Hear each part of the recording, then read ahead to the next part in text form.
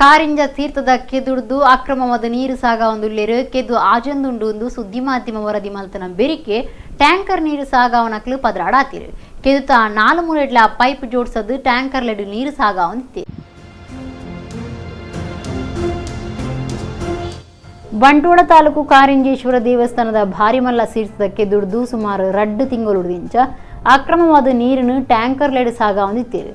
ಈ ಬಗೆಟ್ ಸುದ್ದಿ ಮಾಧ್ಯಮಲೆಡು ವರದಿ ಬತ್ತನ ಬೆರಿಕೆ ಅಕ್ರಮ ನೀರು ಸಾಗಾವನಕ್ಲು ಪದರಾಡಾತಿರು. ಗದಾತೀರ್ಥ ಕಿತ್ತ ನೀರು ಆಜಂದುಂಡು 4 ಮೇಟಿ ಪೈಪ್ ಪಾಡ್ದು ನಿಚ್ಚಲ ನೀರು ಸಾಗಾವೊಂದುಲ್ಲೇರು ಎಂದು ಗೊತ್ತಾದು ವರದಿ ಪೇಪರ್ಲೆಡು ಅಚ್ಚಾದಿತ್ತೇನೆ. ನೀರು ಒಯ್ಪೆರೆ ಪಾಡಿನ ಫುಟ್ಬಾಲ್ ಪೈಪ್ ಲೈನ್ ದೆತ್ತದು ಕೊನೊತ್ತೇರು.